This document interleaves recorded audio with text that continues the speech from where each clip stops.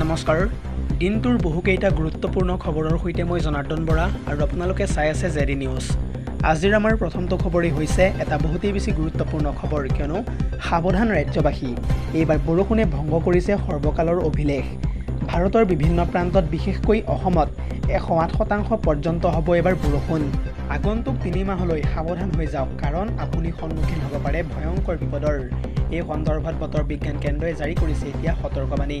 পুনৰ জনাইছোঁ, ৰেইনফলৰ ৰেকৰ্ড ভংগ কৰিব এবাৰ 2025 বৰ্ষই। আহি গ'ল জুন মাহৰ বাবে ভয়ংকৰ এলাৰ্ট। সমগ্ৰ দেশজুৰি স্বাভাৱিকৰ পৰা 108% পৰ্যন্ত অধিক হ'ব পাৰে বৰষুণ। আগন্তুক 3 মাহলৈ সাৱধান হৈ যাওক, আহি আছে ভয়ংকৰ বিপদ। কিছু সময়ৰ পূৰ্বে জলবায়ু বিশেষজ্ঞই দিলে বৰষুণৰ ভয়ংকৰ এলাৰ্ট। উল্লেখযোগ্য যে ইতিমধ্যে 67 বছৰৰ অভিলেখ ভংগ কৰিলে বৰষুণে ভংগ কৰিছে এতিয়া সৰ্বকালৰ অভিলেখ। ইয়াৰ উপৰিও বানৰ পলয়ক লৈও আছে সতৰ্কবাণী। গুৱাহাটীৰ বৰষুণৰ 67 বছৰৰ অভিলেখ ভংগ হৈছে এইবাৰ। উল্লেখযোগ্য যে মে' মাহত পূৰ্বে কেতিয়াও এনেদৰে হোৱা নাই ইমান বৰষুণ। 1958 চনত হৈছিল বৰষুণৰ ৰেকৰ্ড ভংগ। 67 বছৰৰ পাছত পুনৰ 2025 বৰ্ষ চনে ভংগ কৰিছে এতিয়া বৰষুণৰ ৰেকৰ্ড। ইতিমধ্যে 111 mm হাইজেষ্ট বৰষুণ হৈছে এই বছৰৰ মে' মাহত। এয়া মাত্ৰ আৰম্ভণিহে, সম্পূৰ্ণ বাৰিষা এতিয়াও বাকী আছে। কি হ'বলৈ গৈ আছে আগন্তুক 3 মাহ পৰ্যন্ত, ইয়াকে লৈ চিন্তিত হৈ পৰিছে বতৰ বিজ্ঞান কেন্দ্ৰ। ভাৰতৰ দক্ষিণ দিশ আৰু উত্তৰ পূৰ্বত ভয়ংকৰ সতৰ্কবাণী জাৰি কৰিছে বতৰ বিজ্ঞান বিভাগে। অসমত এইবাৰ বানে ল'ব পাৰে প্ৰলয়কাৰী ৰূপ। এই বছৰ ভাৰতত বৃদ্ধি হ'ব বৰষুণৰ মাত্ৰা। সাৱধানে থাকক সকলো, এনেদৰে এতিয়া বতৰ বিজ্ঞান কেন্দ্ৰই জাৰি কৰিছে হাই এলাৰ্ট। পৰৱৰ্তী খবৰটো হৈছে, এইবাৰ ৰুগীয়া দেহাৰে হিমন্তৰ চৰকাৰে গ্ৰহণ কৰা পদক্ষেপক তীব্ৰভাৱে সমালোচনা কৰিছে মৌলানা বদৰুদ্দিন আজমলে। সমালোচনা কৰাৰ প্ৰসংগত বদৰুদ্দিন আজমলে কয় যে ক্ষমতাৰ বলত স্বদেশী লোকক বাংলাদেশলৈ বিতৰণ কৰিছে মুখ্যমন্ত্ৰী ডক্টৰ হিমন্ত বিশ্ব শৰ্মাই। ৰুগীয়া দেহাৰে চৰকাৰৰ পদক্ষেপক সমালোচনা কৰিছে এইবাৰ মৌলানা বদৰুদ্দিন আজমলে। মৌলানা বদৰুদ্দিন আজমল থকালৈকে কোনেও আপোনালোকক বাংলাদেশী সজাব নোৱাৰে। মই থকালৈকে চিন্তা কৰিব নালাগে সকলো সংখ্যালঘুৱে। উচ্চতম ন্যায়ালয়ত আইনী যুঁজৰ বাবেও সাজু হৈছে এতিয়া মৌলানা বদৰুদ্দিন আজমল।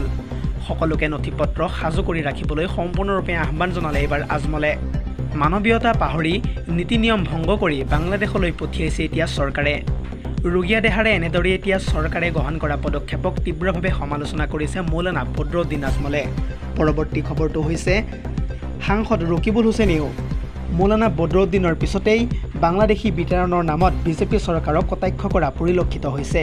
ৰকিবুল হুছেইনে এই সন্দৰ্ভত মন্তব্য কৰি কৈছে, NRCত নাম নথকা 19 লাখ লোকে সকলো সুবিধা পাব। বিদেশী সজোৱাৰ নামত কোনো লোকক চৰকাৰে হাৰাশাস্তি কৰিব নোৱাৰিব। এই সন্দৰ্ভত কেন্দ্ৰীয় চৰকাৰে স্পষ্ট কৰি থৈছে। বিদেশী বিতৰণক লৈ সৰব হৈছে এনেদৰে এইবাৰ সাংসদ ৰকিবুল হুছেইন। ইয়াৰ উপৰিও তেখেতে কৈছে যে বিদেশী চিনাক্ত সকলোৱে উচ্চতম ন্যায়ালয়লৈ যাবলৈ সুবিধা পাব। লগতে হাইকোৰ্টত সকাহ নাপালে উচ্চতম ন্যায়ালয়লৈ যাব পাৰিব। আইনী প্ৰক্ৰিয়াৰ মাজত সোমাই থকা কোনো লোকক ধৰিব নোৱাৰিব আৰক্ষীয়ে। মুখ্যমন্ত্ৰী ডক্টৰ হিমন্ত বিশ্ব শৰ্মাক ক্ষুৰধাৰ সমালোচনা কৰিছে এনেদৰে এইবাৰ সাংসদ ৰকিবুল হুছেইনে। অসম চৰকাৰে ন্যায়ালয়ৰ নিৰ্দেশনা উলংঘা কৰাৰ অভিযোগ এতিয়া উত্থাপিত হৈছে। প্ৰয়োজনত আইনী যুঁজ তীব্ৰতৰ কৰাৰো হুংকাৰ প্ৰদান কৰিছে এতিয়া ৰকিবুল হুছেইনে। পৰৱৰ্তী খবৰটো হৈছে আচৰিত, বিহাৰৰ নীতিশ কুমাৰে সংঘটিত কৰিলে এক জঘন্য কাণ্ড। 3 বছৰীয়া এটি কন্যা শিশুৰ সৈতে অপকৰ্মৰ চেষ্টা কৰিছে এইবাৰ নীতিশ কুমাৰে।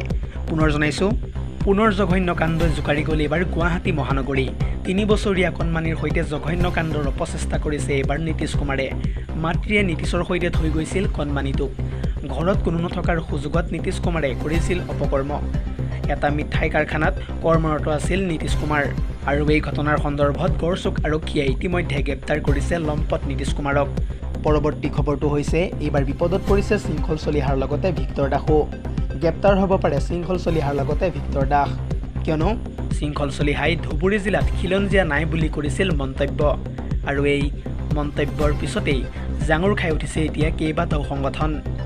শৃংখল চলিহাই ক্ষমা নুখুজিলে তীব্ৰ আন্দোলন গঢ়ি তোলাৰ হুংকাৰ প্ৰদান কৰিছে এতিয়া বহুতো সংগঠনে। ইফালে শৃংখল চলিয়াহে শ্বেয়াৰ কৰা ভিক্টৰ দাসৰ এটা ভিডিঅ'ক লৈ তুলপাৰ হৈ পৰিছে সমগ্ৰ ৰাজ্য আৰু সেই ভিডিঅ'টোত আছে ভিক্টৰ দাসে এগৰাকী মহিলাক নিৰ্যাতন চলোৱাৰ দৃশ্য ভিক্টৰ দাসৰ বিৰুদ্ধে থানাত এতিয়া ইজনৰ পিছত সিজনে দাখিল কৰিছে এজাহাৰ দিছপুৰ থানাত বীৰলাচিত সেনা কামৰূপ সমিতিৰ মহিলা গোটে এজাহাৰ দাখিল কৰা পৰিলক্ষিত হৈছে ইয়াৰ লগতে গুৱাহাটী বিশ্ববিদ্যালয়ৰ আইনৰ ছাত্ৰ বিশ্বজিৎ দাসেও দাখিল কৰিলে এতিয়া এজাহাৰ তদন্তৰ আওতালৈ আহিব ভিক্টৰ দাসৰ লগতে ভিডিঅ' কৰা সেই যুৱকজন আজিৰ আমাৰ পৰৱৰ্তী খবৰটো হৈছে আন এটা বহুতেই বেছি গুৰুত্বপূৰ্ণ খবৰ কিয়নো যোৱাকালি আছিল 1 জুন আৰু যোৱাকালিৰে পৰা ৰাজ্যত সলনি হৈছে কেইবাটাও নিয়ম তাৰে ভিতৰত ক'বলৈ গ'লে প্ৰথমটো নিয়মেই হৈছে LPG চিলিণ্ডাৰৰ পৰা আৰম্ভ কৰি আধাৰলৈ সলনি হ'ল কেইবাটাও নিয়ম UPIৰ পৰা ক্ৰেডিট কাৰ্ডলৈ সলনি হৈছে বহুতো নিয়ম 1 জুন অৰ্থাৎ যোৱাকালিৰে পৰা দেশজুৰি বলবৎ হৈছে কেইবাটাও নতুন নিয়ম 14 জুনলৈ আধাৰ কাৰ্ড ব্যৱহাৰকাৰীয়ে আধাৰ কাৰ্ডখন কৰিব পাৰিব আপডেট উল্লেখযোগ্য যে বিনামূলীয়া আধাৰ আপডেটৰ সুবিধা প্ৰদান কৰিব এবাৰ উদায়ে 14 জুনৰ পাছত আধাৰ আপডেটৰ বাবে ভৰিব লাগিব আপুনি 50 টকা পৰ্যন্ত লগতে UPIটো সলনি হ'ল কেইবাটাও নিয়ম কিউআৰ স্কেন কৰিলে এতিয়াৰে পৰা নাহে এডিট কৰা নাম UPI এপছসমূহে দেখুৱাব লাগিব গ্ৰাহকৰ বেংক একাউণ্টত থকা নাম লগতে ৰেছপন্স টাইম 30 ছেকেণ্ডৰ পৰিৱৰ্তে হ'ব লাগিব 15 ছেকেণ্ড লগতে 19 কেজি গেছ চিলিণ্ডাৰৰো মূল্য হ্ৰাস পালে 24 টকা পৰ্যন্ত লগতে 19 কেজি বাণিজ্যিক চিলিণ্ডাৰৰ আজিৰে পৰা খুচুৰা মূল্য হ'ব 1723 টকা 50 পইচা পৰৱৰ্তী খবৰটো হৈছে সাৱধান এইবাৰ প্ৰকৃতিয়ে ধাৰণ কৰিছে কাল ৰূপ অহা দুদিনলৈ সমগ্ৰ ৰাজ্যজুৰি প্ৰবল বৃষ্টিপাতৰ আগজাননী জাৰি কৰিছে এতিয়া বতৰ বিজ্ঞান বিভাগে এই সন্দৰ্ভত সবিশেষ জনাম ফুল স্ক্ৰীনৰ জৰিয়তে বান পৰিস্থিতিয়ে কাল ৰূপ ধাৰণ কৰিব পাৰে এইবাৰ ৰাজ্যত অহা দুদিনলৈ ৰাজ্যজুৰি প্ৰবল বৃষ্টিপাতৰ আগজাননী জাৰি কৰিছে বতৰ বিজ্ঞান কেন্দ্ৰই অসমৰ লগতে উত্তৰ পূৰ্বাঞ্চলত বৃষ্টিপাতৰ সম্ভাৱনাৰ কথা ব্যক্ত কৰিছে এতিয়া বতৰ বিজ্ঞান বিভাগে বাংলাদেশৰ ওপৰত থকা গভীৰ নিম্নচাপৰ প্ৰভাৱ পৰিব পাৰে এইবাৰ অসমত উত্তৰ পূৰ্বাঞ্চলত নিম্নচাপৰ বাবে প্ৰবল বৃষ্টিপাতৰ সম্ভাৱনাৰ কথা ব্যক্ত কৰিছে ইতিমধ্যে বতৰ বিজ্ঞান বিভাগে বৰজাস্থিত আঞ্চলিক বতৰ বিজ্ঞান কেন্দ্ৰই এই সন্দৰ্ভত জাৰি কৰিলে সতৰ্কতা আহি থকা 4 জুনলৈ বিভিন্ন অঞ্চলত পাতলীয়া আৰু মজলীয়া বৰষুণ হোৱাৰ পূৰ্ণ সম্ভাৱনা আছে লগতে বহু ঠাইত বিজুলী ঢেৰেকণিৰে আহিব পাৰে মুষলধাৰ বৰষুণ লগতে 4 জুনলৈকে উত্তৰ পূৰ্বৰ কেউখন জিলাতে ইয়েলো এলাৰ্ট জাৰি কৰিছে মেঘালয়ৰ পশ্চিম জয়ন্তীয়া হিলছৰ সকলো পৰ্যটনস্থলী ইতিমধ্যে বন্ধ ঘোষণা কৰিছে প্ৰশাসনে ইতিমধ্যে নেৰানেপেৰা বৰষুণৰ বাবে মেঘালয়ত কেইবাটাও ভূমিস্খলনৰ ঘটনা ইতিমধ্যে সংঘটিত হৈছে বতৰৰ কালৰূপৰ মাজতে শ্ৰীভূমিত এজন লোকে মৃত্যুক আঁকোৱালি লৈছে বজ্ৰপাতত মৃত্যুক সাৱটি ল'লে বদৰুল হক নামৰ এজন লোকে news desk report JD news